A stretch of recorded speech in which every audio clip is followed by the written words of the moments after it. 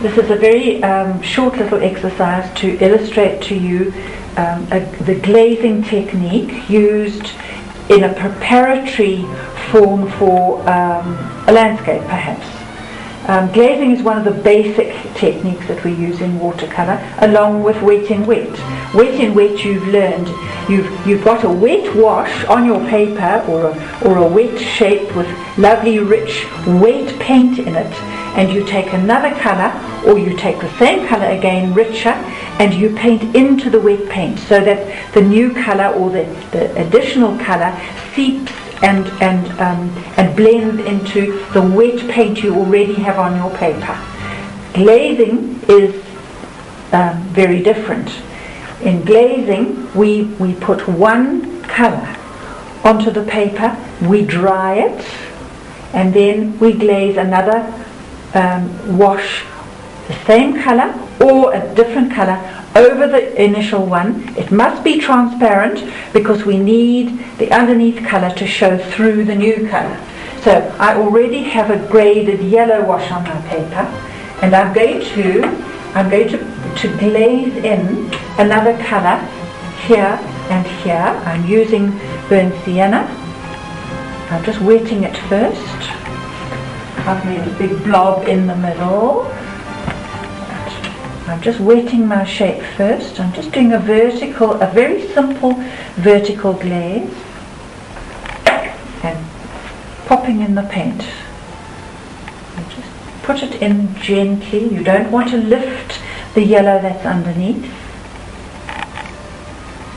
And the idea is that it's very transparent so that the wash underneath can show through your glaze.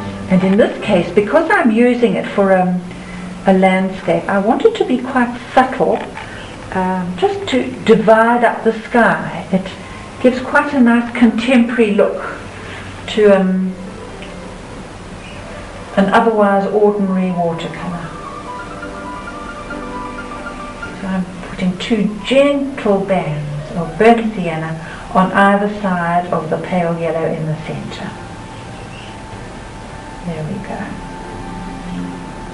So I have glazed burnt sienna over raw sienna. Now you leave it to dry, and when that's dry I intend to put a cerulean blue wash graded from top to bottom over all of this. So then we'll have the yellow showing through the burnt sienna, showing through the blue. Now I'm going to glaze some blue. I'm going to put a blue graded wash over this. I'm using cerulean blue.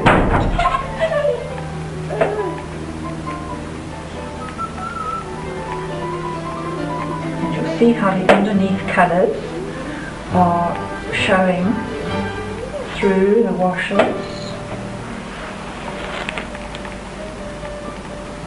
I quite like using glazed shapes in a painting, even in a wildlife painting. Sometimes I'll glaze some of the background shapes. It just gives a more contemporary feeling to the painting, to have glazed shapes of the background.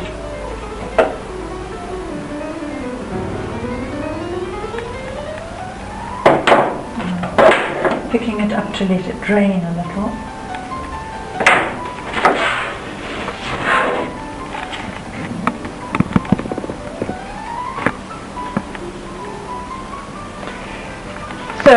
So there you are. That's cerulean blue, burnt sienna, and raw sienna under everything.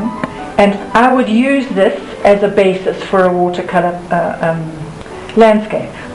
So you've got these subtle panels in the sky. You may decide you want a panel that goes across the painting.